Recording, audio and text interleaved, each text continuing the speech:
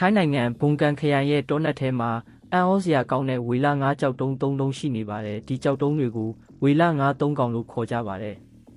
အပေါ်ကနေကြည့်လိုက်ရင်တောအုပ်ကြီးထဲမှာဝေလငါးမိသားစု၃ကောင်ကူးခတ်နေတယ်လို့မျိုးအင်မတန်အံ့ဩဖို့ကောင်းလာပါတယ်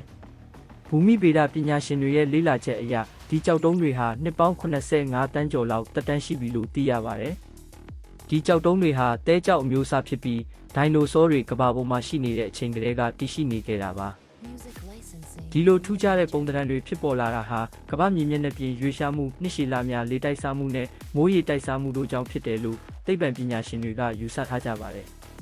ဒီကြောက်တုံး၃တုံးကိုတော့အဖေဝေလငါအမေဝေလငါနဲ့သားသမီးဝေလငါဆိုပြီးနာမည်ပေးထားကြပါတယ်အကြီးဆုံးဝေလငါကြောက်တုံးရဲ့အပေါ်ရန်မျက်နှာပြင်ကတော့အင်မတန်ပြန့်ပြူပြီးကားရီတောင်တန်းစီပြီးမောင်းလို့ရတဲ့အထိကျယ်ဝန်းပါတယ်သိပ္ပံနည်းကျရှင်းပြချက်တွေရှိပေမဲ့လည်းဒီကြောက်တုံးတွေရဲ့အံ့ဩစရာကောင်းတဲ့ပုံသဏ္ဍာန်ကြောင့်အခုထိပဟေရီတစ်ခုလိုဖြစ်နေတော့မှာပဲဒီကြောက်တုံး၃တုံးဟာပြန်ပြူပြီးစနစ်တကျတန်းစီနေတာကြောင့်တဘာဝအလျောက်ဖြစ်ပေါ်လာတာလို့ယုံကြည်ဖို့တောင်ခက်ခဲလာပါတယ်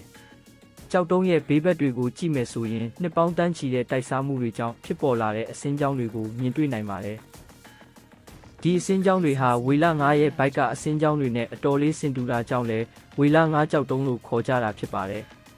ဒီဒေတာမှာတန်လိုက်ဆက်ကွင်းတွေရဲ့ဖောက်ပြန်မှုတွေလည်းရှိတတ်တယ်လို့ဒေတာခံလမ်းပြတွေကပြောပြကြပါတယ်အချို့သောရှေးဟောင်းဂျိုသားယုံကြည်သူတွေကတော့ဒီကြောက်တုံးတွေဟာရှေးခေတ်ကပြန်တန်းရင်းရင်တွေဆင်းသက်တဲ့နေရာဖြစ်မယ်လို့တောင်ယူဆကြပါတယ်